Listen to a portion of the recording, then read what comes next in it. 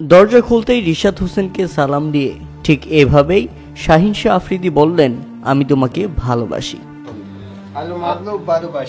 এরপর সিকান্দর রাজা জানালেন, তুমি আমাদের বন্ধু হয়ে গেছো। তুমি আমার বন্ধু হবে না?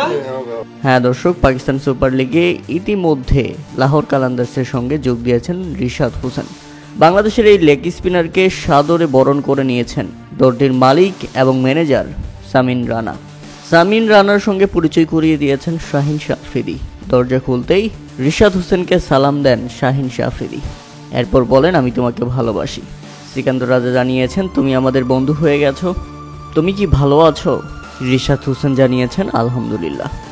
এরপর দলটির মালিক এবং ম্যানেজার সামিন রানা জানিয়েছেন রিশাদ হোসেনকে, তুমি আমাদের পরিবারের সদস্য হয়ে গেছো। এখানে তুমি যা ইচ্ছা করতে পারো, কখনো ভয় পাবে না, নিজের উপর কনফিডেন্স হারাবে না।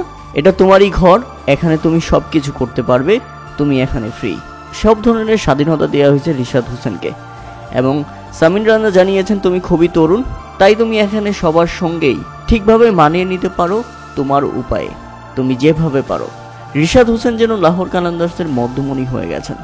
এরপর শাহিন শাহ আফ্রিদি তার হাত ধরে বলেন, তুমি আমার ভাই, তোমার যা কিছু লাগবে শুধু আমাকে বলবে, সব কিছু হাজির হয়ে যাবে। প্রিয় দর্শক, এমন সাহস কয়জন দিতে পারে?